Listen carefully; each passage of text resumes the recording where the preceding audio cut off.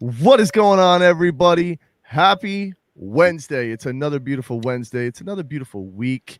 Listen, man, things are burning, they're churning. Market goes up, it goes down. It's like we know the madness, guys. It's another beautiful day in Web3. It's another beautiful day in paradise in general. So I don't know about you, but we got a lot in store for you today, a lot to talk about. We got two regular guests who are among my favorite, VAR and Elon from NFT Bridges, VAR from A Star Degens. Should definitely be checking these guys out. They're making some waves and cooking.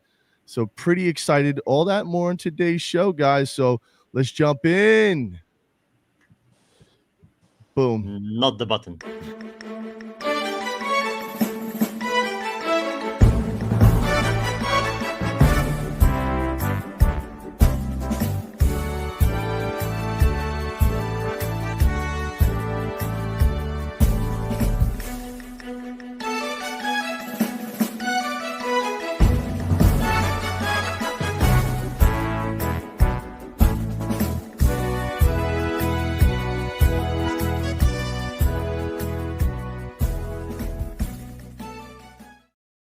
Yo, last few episodes I did I did on the last few.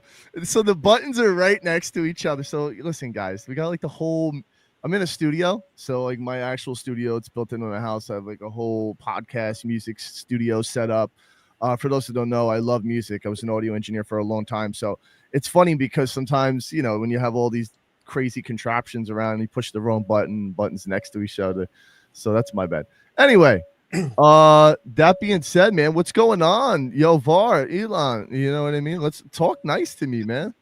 It's nothing, just riding the waters out here. But yeah, man, just going through the whole market, with the tariffs and all the different things. And listen, boy, man, listen, it is wild.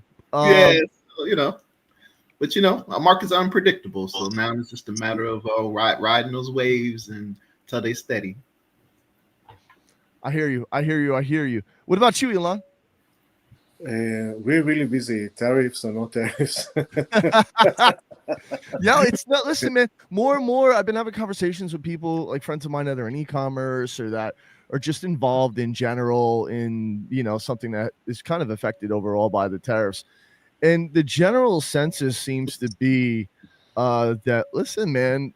I'm far removed from this because I'm not in America, but yeah, all of you are. So no, listen. Well, here's the thing. Everybody's impacted. Yeah, everybody's impacted by this. Like truly, it's one of those things where it's kind of unavoidable. But I will say this. I do believe that it's all for a purpose, right? Because we are seeing the market start to correct. We are seeing a lot of people, saying, well, wait a minute, maybe this is the opportunity to build, on home soil. This is the opportunity to bring businesses back. It's stimulating the economy. I think, a necessary reset sometimes needs to happen. Like, I didn't think that this was going to be easy, right? Like, you can't snap your fingers and, fix a problem that's been going on for a long time. I'm not saying that this is going to be, the solution that fixes everything. But I'm seeing results, man. I'm talking with companies and businesses and people that I know that are like, this for us is an opportunity to, focus on home growing some of their departments out. And I know a lot of people that were outsourcing things are starting to bring things back. And I think that was the whole idea, right? Was to like stimulate the economy a little bit. So I think things always get worse before they get better. This is a topic that everybody's debating right now. But that being said, we'll see. Yeah, because they're gonna get more expensive, right? Listen, I don't know what gets more expensive, but they can. Go ahead. Yeah, I can. Jump in. Yeah, me and my wife was talking about this. She's very inquisitive, and I'm a type of person that I try to look at things from both perspectives. Try to look at the different viewpoints, the pros and cons to the different approaches, and I was explaining to her what I felt about the tariffs from a good and a bad. So I explained how when you have tariffs, that taxation is actually just going to be passed on to the consumer.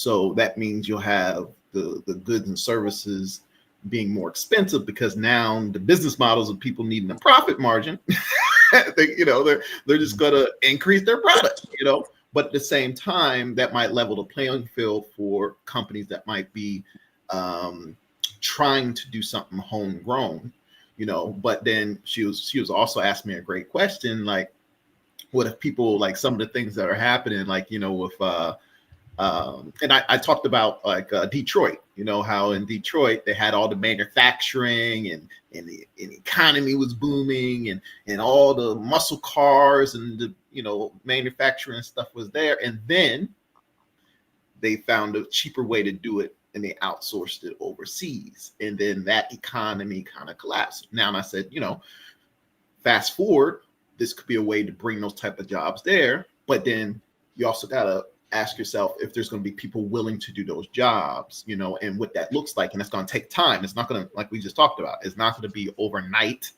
It's going to take time. You're not wrong. Another big issue with that is not many people understand tariffs, right? They don't understand how it works. And a lot of the people that you listen to, especially particularly on the internet, are very biased, right? Like, they're either working with a particular news network or they're leaning left, right, whatever it might be. I'm a very moderate type of person. Like, I really like to look at the data, and I feel like most of what I have to do, even in my daily job, it kind of forces me to do that. So it's giving me the perspective of saying, like, you know what, I may not agree with something completely, but I need to be able to see the value in it. I need to be able to see the value in it. And in this particular case, the reality is this: tariffs, it's not going to affect directly, me or you. We're not paying that tax, right? It will ultimately, bear with me for a second. Yes, there will be, ripples that will be felt. But the reality is let's say there was a 25% tariff on a $10 item. That now $10 item is $12.50, right? Who pays that tariff? Or the corporations. And this is what the intent was here. And a lot of people don't understand this. The intent wasn't to simply say, hey, we're going to put the burden even just on the country, or we're going to put the burden just on the people. A lot of these corporations that have been sucking people dry for years, decades, they now have to foot that bill, right? Because if they want to sell that good to you, they're going to have to pay that extra, whatever that amount is. Now, people are complaining because they're saying, well, the corporations are just going to forward that to the actual consumer. No, they're not. No, they're not. And you want to know why they're not?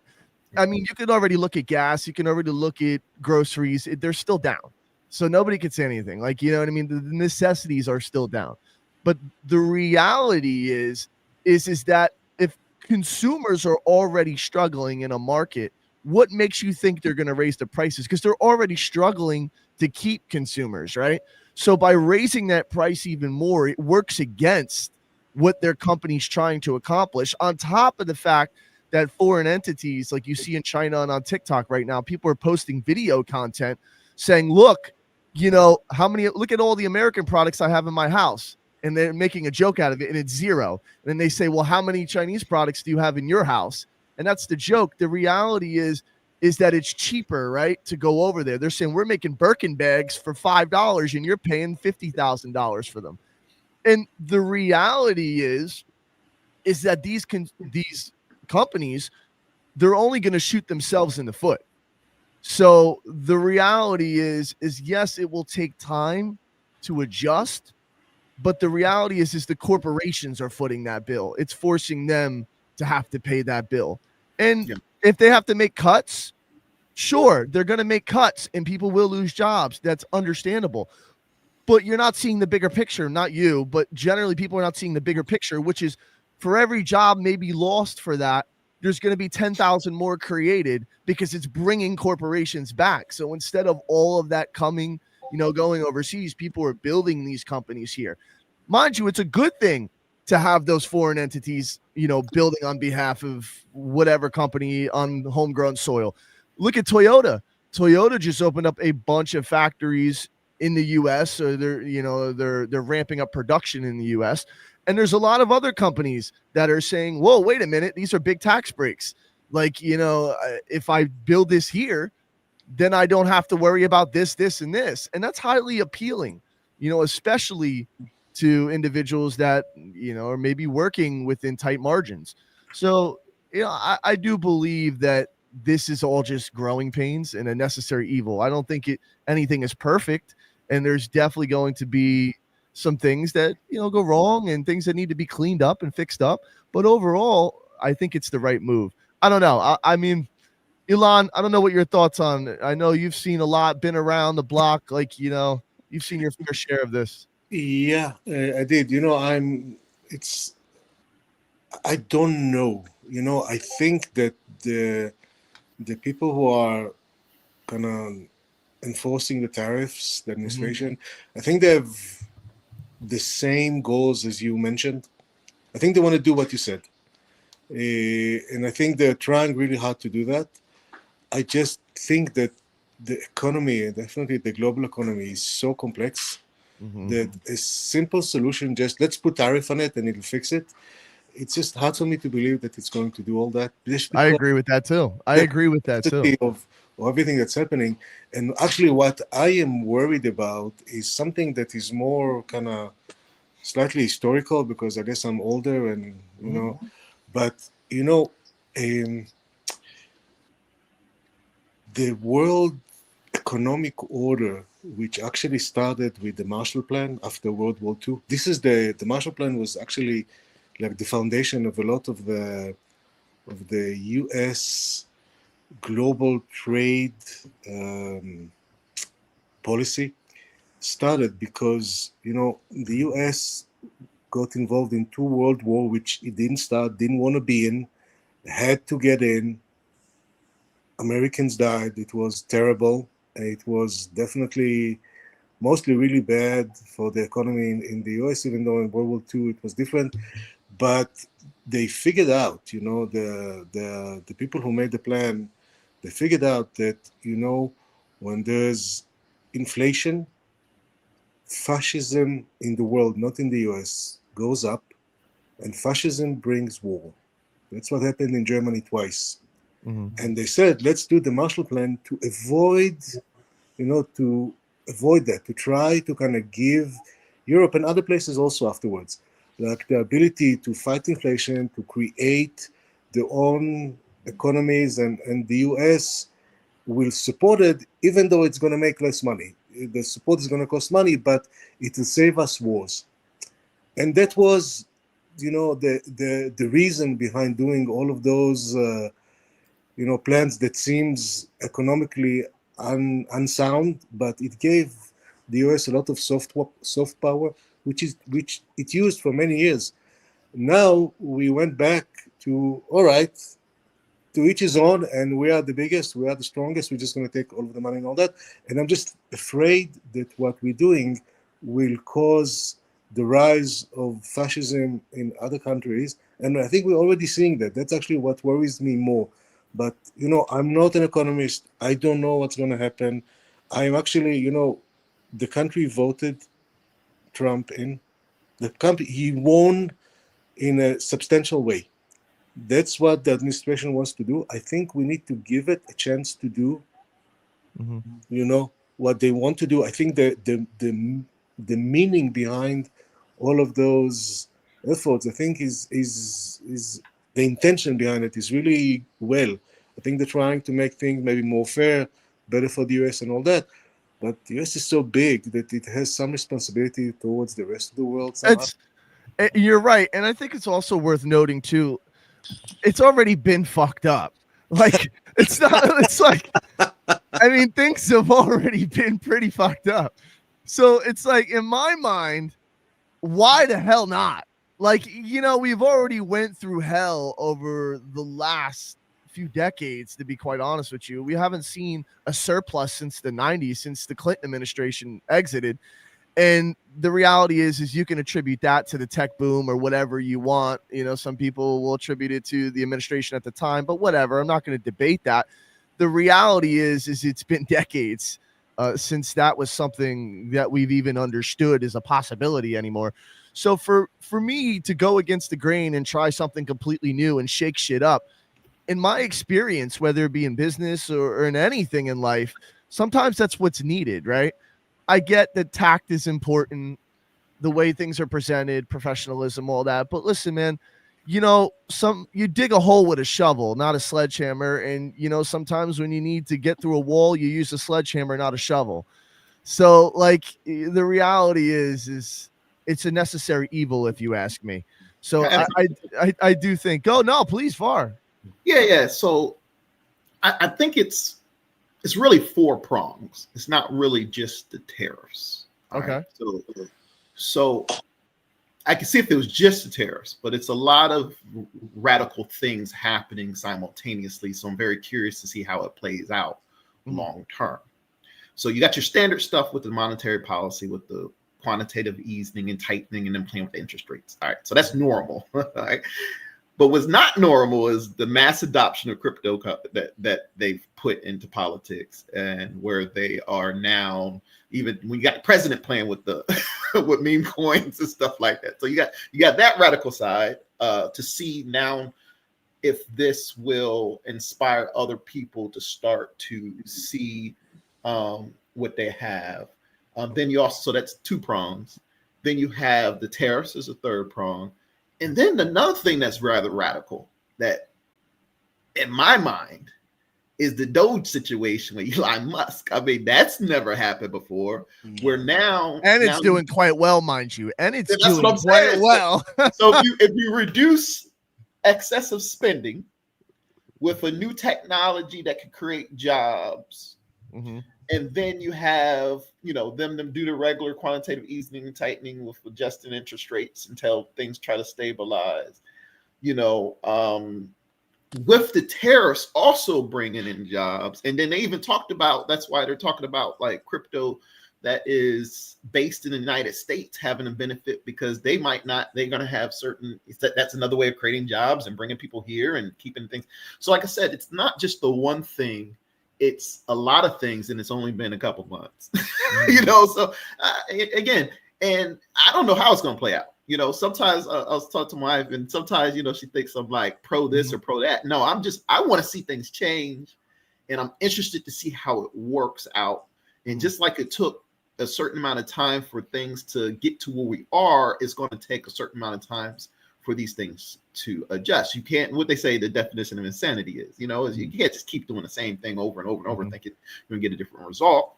So I do see this as being different, and it's interesting to see how it plays out and how the markets. And the one thing that I do believe is anytime you change something, there's a cause and effect, and you don't know what's going to happen until you do it. So some of this stuff might have some ripple effects, because you just can't predict how the stock market's going to adjust, or you can't predict how other countries are going to react. Well, you probably could if you say, hey, I'm going to tax you 50%, something crazy. That's not, they're not going to be smiling about it. So you can kind of have a prediction, but you also don't know where this goes when it comes to people fighting. More than just economically, So I do think I agree with you. No, I don't disagree with you. I think before pivoting into our next segment, I do believe this. Listen, there's a time and place for everything, but not everything is for everybody. So what works today, what the solution is for today, may not be the solution for tomorrow. And I say this a lot to people. You may not like the administration. You may not like whatever it is that you see. But sometimes not everything that we like is what we need, and the reality is you have to be able to get outside your emotions and your feelings. And I think that clearly something different needs to be done. I don't think that's even at this point up for debate. I don't think anybody's even arguing that. I think all sides agree that something needs to be done. So in my mind, that's why there's 4 years. After 4 years, if that didn't work, like we've already been struggling for how long? You know what I mean? Somebody else to come along with another plan and you just try all over again. So the truth is I don't think we have, well, what do we got to lose, right? And I think that people at the end of the day are going to win for that, right? People can say what they want, but there's always going to be bias. There's always going to be, it's just a part of life. It's all about trying to find the middle ground. It's all about trying to maintain the middle ground. So that being said, I don't know. Sleazy, I was gonna say, yeah, what do you have thoughts on that before? Yeah, I was thinking. It's been a very long time since, well, not just US, but most countries have been in a surplus. And I started thinking about it. How long has it been since the last surplus? Well over 50 years, honestly. Like every For administration, us, at the least in the 90s. US, it keeps going. It's like logarithmic Mm-hmm. progression. Every administration doubles the debt. And Yeah, I yeah, started yeah, thinking yeah, about it. yeah. Like, when did this start happening? Um, I think it started actually with Roosevelt, like in 1930s. That's when the Keynesian economics started going. That's maybe a bit of a hot take, but yeah, I It believe that was. it all started with Keynesian economics. I think it Uh, started actually with the gold standard being removed. Yeah, that Yeah, that's it. definitely. When Yeah. Nixon, when Nixon took everything off the gold standard and money at that point, you have to understand how She money, promised which he'd be back to it. it never happened. There was no intent for it to come back. The reality is that the U.S. system in general, centralized, like you just look at, how banking works in general, it's all based upon debt, right? So everything works on a debt system. So the reality is once that was gone, printing money, it's based upon the overall, exports, imports, what the country produces overall, the value proposition of the country. It became more like a business, and that's the truth. It is more like a business.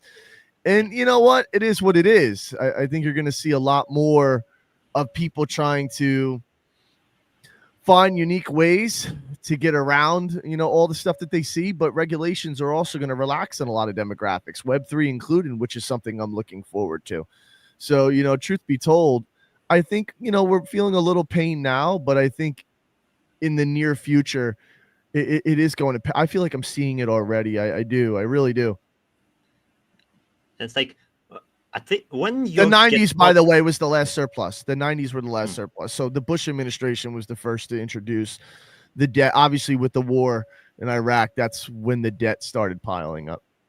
and it's like, when you get taught Keynesian economics, the first thing they tell you is that the classical economics says what you should maintain sometimes surplus, sometimes Deficit. Yeah. deficit. Yeah. The Keynesian economics says when you're in a deficit, you should borrow more and spend more so you can get out of the debt. Problem is that then you're supposed to pay it off when you're booming. But nobody actually does this part. People only keep piling up debt. They keep borrowing and borrowing in both boom as well as recession, and they use Keynesian economics as a justification for that.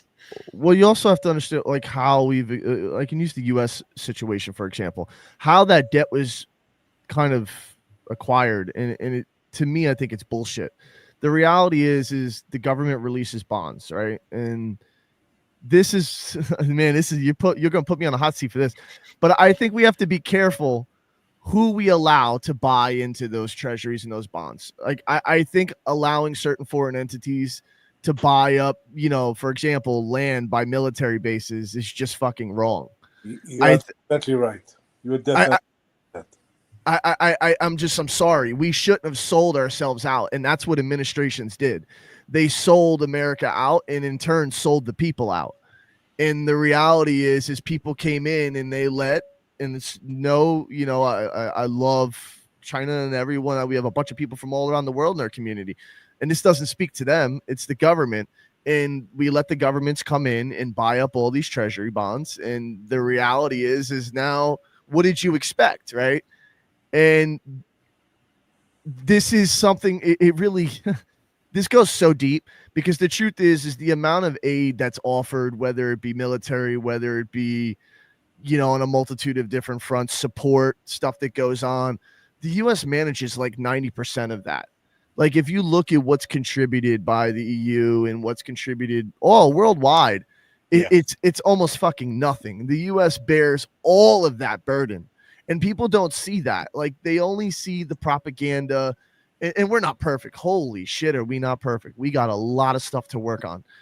And the reality is Americans at times do think their shit don't stink, and they shouldn't. But then there's a lot of ones that aren't like that either, man. And nobody gets to see that. I think there's good and bad people everywhere. But the reality is the people were fucking sold out. So some greedy ass politician can make a fucking bag. And the truth is that debt, that shit's not getting paid off, bro. After all the military and aid and all the shit that people are offering, it's going to be negotiated. And that's what the whole point of these tariffs are, and people don't understand that. The tariffs were never even in theory, and we're seeing that now. Some of them even meant to stay. As soon as he started putting up tariffs, everyone wants to come to the negotiation table now. Now we're getting offers for things that we never even knew was possible. People are saying, hey, not only are we going to have no tariffs on your imported goods, we can also work out some of this debt. Well, guess what worked, motherfucker? Like, it's obvious that there's an angle being worked here. He's a businessman. Like, it's the truth. You know what I mean? Like, there's politicians and they're business people. And politicians get rich not from being good at business, from being in politics and having they basically have an inside. You know what I mean? They're able to see what's moving, when it's moving, and then they have a money manager that manages their stocks. Like, that's it. Insider trading. It's literally what it is. Like, a lot of these politicians, Nancy Pelosi, and so many more. I mean, the reality is yeah, it is insider trading. And not only that, these people suck at business. They've never grown companies. There's not many presidents or politicians, period, that have been successful. When you look at Ramaswamy and the Trumps, like, it has nothing to do with being Republican or Democrat. If somebody just so happens to be a Republican or Democrat and they're a successful business entrepreneur, then so be it. But very few politicians manage their own money. And the reality is it is what it is. And I think a lot of that's coming back. People got so used to getting handouts, and this is a hot take, but people got so used to getting handouts that now that we're finally saying no more, they start whining and they're crying and they're bitching and they're like, you're horrible. We are supposed to be globalist apparently now. And I don't think there's anything wrong with taking pride in who you are and where you're from and wherever that may be. You don't have to become overly nationalistic. This isn't World War II. You know what I mean? Like, people take everything to an extreme and they're like, oh my God, you're a nationalist. Oh, you're Hitler. Like, no, man. There's checks and balances. There's a balance to everything. Of course, if you go too far on either side of the spectrum, it's going to end up tilting. Anytime you lean over a boat or anything too far, you're going to tilt. So, like, the truth is people bitch and complain. It's the same thing with the badge campaign. We just did this huge Sonium badge campaign, and over 10,000 people got a badge. It was a great success. But there's always 20 or 30 people that will be like, they always did something wrong, and you can't help everybody.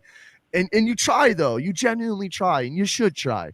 But you can't save everybody, which is why I'm a firm believer that you need to teach people to fish. Because if you give a man a fish, he's fed for a day. If you teach a man to fish, he's fed for a lifetime. And you need to make people self-sufficient. That's my final take on that. Or they get that entitlement. Exactly. And people in the world are entitled now. And they're like, where's my aid? Yeah. Where's my aid? What do you mean your aid? Our people are building the military, the shit that we're giving you.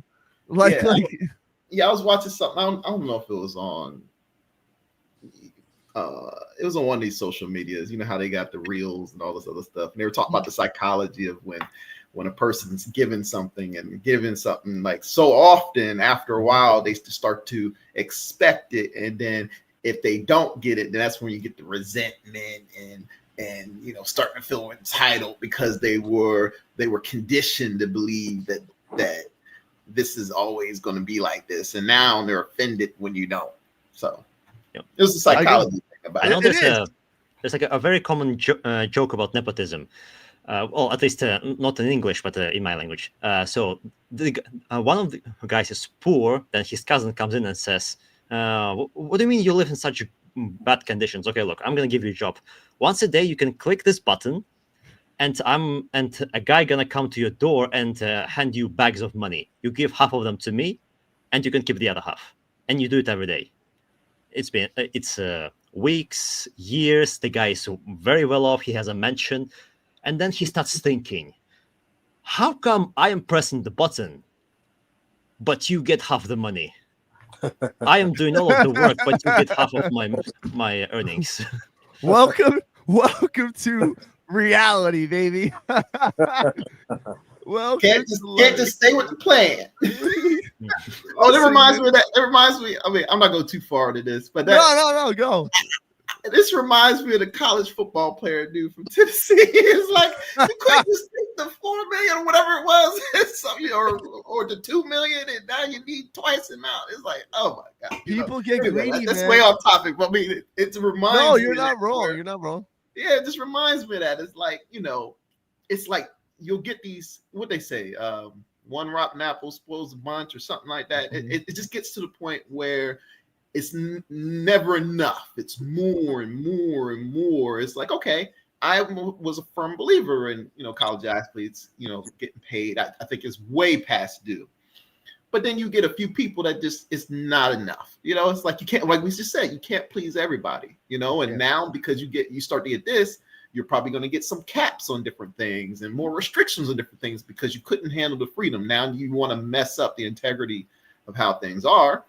And that's kind of what happens. It's like people will keep pushing things and pushing things and pushing things until it forces a change, But anyway, I just thought that was it. Just made me think about that, It's a good point. The truth is like you said, people do tend to become entitled, and it is what it is. That's never going to stop. The reality is in this space and in many other spaces, you can't please everyone.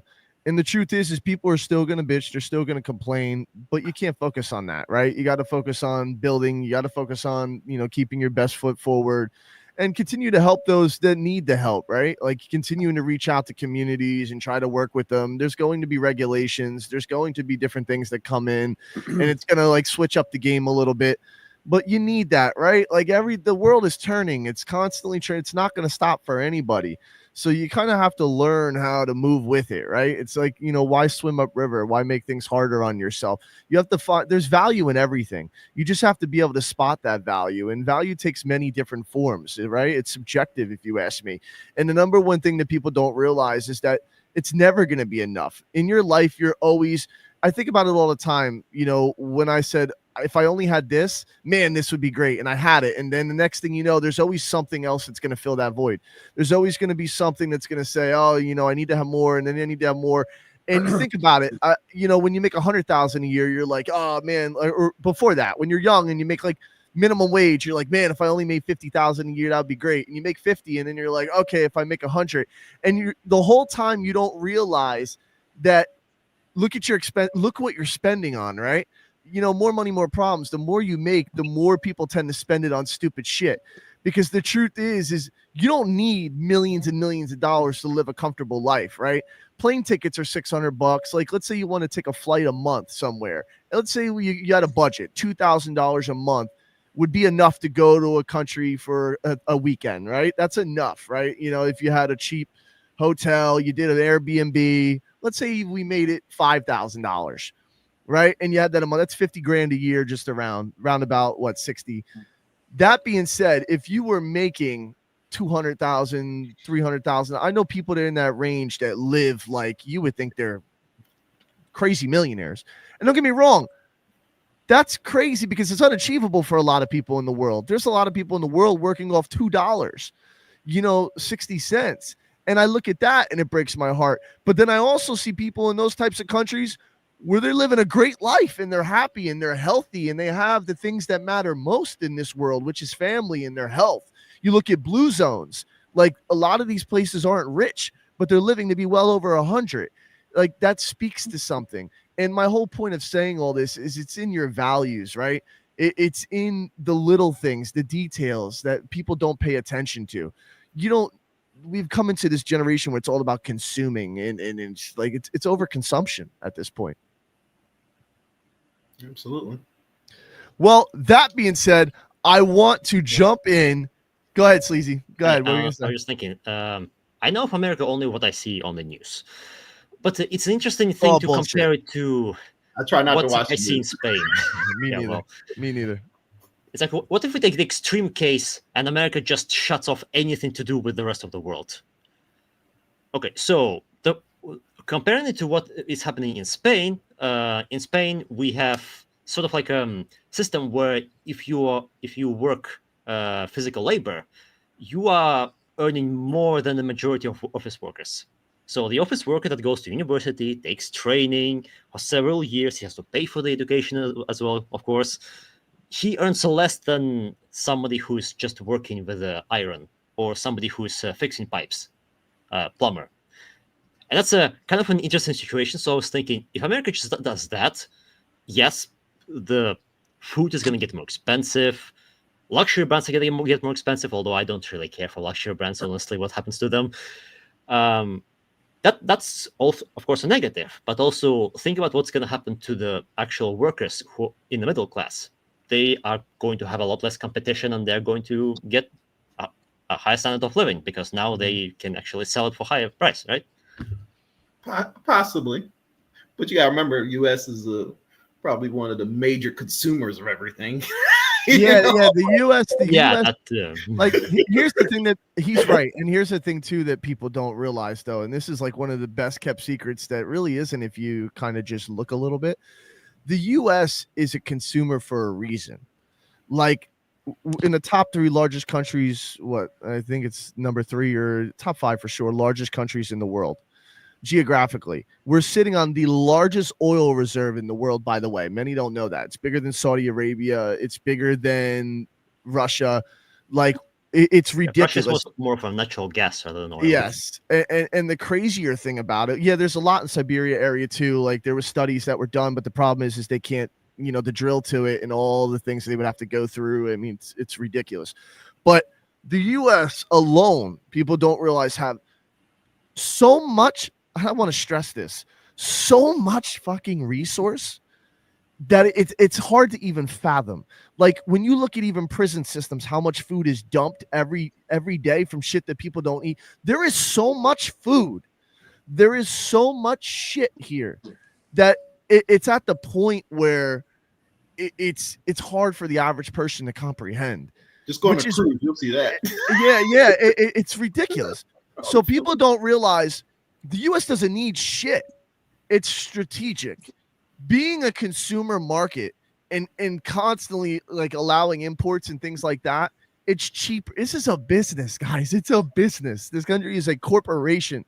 You know what I mean? At the end of the day, all that stuff that's being imported, it's for different reasons. It's for global reasons. It's for it's politics. It's politics and it's business. And the truth is it actually benefits us in a lot of ways too. You know what I mean? We're not going to say it doesn't. But if the U.S. was to completely say, forget everything else, forget what we have, we're going to rely on our own resources. You want a fun fact? Texas can do that alone. Texas tried to secede a couple times from the nation back in the day for those that didn't follow. Texas by itself can sustain. I just want to make that clear. Texas by itself could sustain itself. You know what I mean? Like there is literally 50 states. And some of them are fucking big, and they have incredible manufacturing and a whole bunch of things that go on in them. So they're already mini economies, So the truth is people don't understand that. And geographically, just looking geographically where we're located, it's one of the reasons, a lot of historians talk about this, which has been a big advantage for us. Like we've just been blessed with a really good geographical area where it's almost impossible to invade. It's impossible. Like it's just impossible. Like, you know what I mean? Like you're really not going to get within thousands of miles of the shore, no matter what you do. I don't care what anyone says. I got lots of my whole family for generations are military personnel. Like you're not. And it doesn't matter who you are, how bad you think you are. The reality is the military budget is literally this is a fact. Go look this up. The next top 10 in the world. That includes China, Russia, all of them put together. Add them all up. The next top 10. And they still won't be the amount of money that's spent here. So for people that are talking about, what's going on with the economy and this is going to crash, it's going to hurt everyone else a lot more than it's going to hurt us. I promise you. I promise you. And for those that are not believers in that, hold on tight. and fuck around and find out. I, But also, I it's tell, like the point fuck is not around and to find out. I tell people that all the time. Fuck around and find out. yeah, but also Because the point listen, is not to see who's gonna hurt more. It's about who's gonna benefit. You know. and we're already benefiting. Everybody's already coming back to the table. Like, we're sorry. Like, it took Canada less than a week before they tapped. It was like, okay, my bad. Was that the I- one where Trump was golfing and he was Yeah, like, yeah, yeah. It was, listen, man, it's so crazy. And by the way, I don't like everything. Like, right? I listen, know, but it was funny when I heard about it. It was funny. I just had the image in my head, just knowing how he is. I was like, yeah, oh yeah, yeah, he's on a my God. golf course. He's probably like, yeah, I don't give a I fuck. said, this about been an entertaining 4 years. But go ahead. Listen, man, we are a little rough around the edges over here. There's beautiful things about everywhere. I lived in Europe for so many years. I grew up there as well. And honestly, everyone has some, like, when I go anywhere, like if you look at Asia, if you look at certain cultures out there, they're absolutely beautiful. If you look at some of the just everything, if you look at the architecture, if you look at the history, it's fucking incredible. Humans in general are incredible. I think it's more important that we unify than we sit there and debate about stupid things. But unfortunately, that's something that's always going to happen that we can't change. People are going to argue, people are going to debate, people are going to be nationalistic, there's going to be nepotism, there's going to be all types of hatred. But there's also beauty, and I'm a firm believer that what comes into your life is what you look for. I know that. Whether you believe in God or karma or whatever you believe in, you can accept and should accept, because it's true, that whatever comes into your life is what you allow into your life. If you view things through a positive lens, you will have a positive outlook on life, and positive things will come your way. If you view everything negatively and you're always that narcissist, then the reality is you're going to get, you are what you eat. You're going to get what you get. And people don't realize that. You have to sit there and focus on, and it's hard. That shit is hard, man, because some days, I'll be in a city and I'll hold a door for somebody and they don't even fucking say anything. And it's definitely, it pisses you off. But then I think to myself, and I started doing this recently, and this is something I recommend to everybody. I started thinking to myself, you know what? Why are they bitter? Like, something's going on in their life.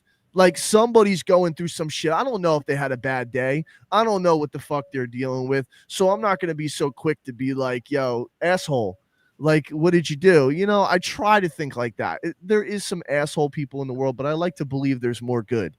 And I just think you have to keep your eyes open. But that being said, I want to talk a little bit about this bridge. We got like 20 minutes. I think this is going to be a big one. For those that don't know, one of the big parts of today's show, and this is why I love our format, because we kind of get to go crazy and talk about everything. So NFT Bridges is cooking some shit. Elon, basically, I want you to talk about it. Like, I know that we're going to be facilitating the movement of A-Star Degens, which this is fucking huge, guys. Like, this is the largest migration, I believe, and Elon will talk about this in like Web3 history. So this is a big deal. This is something you're going to want to be a part of. Do your own research, never financial advice. But guys, this is a big deal. And I think it's something that's going to be awesome. I'm definitely, going to be involved in this. This is something that I want to partake in, and I think it's going to be cool. So let's talk about that a little bit. Go ahead, Elon. Yes, hi. So we are basically ready to move the degens.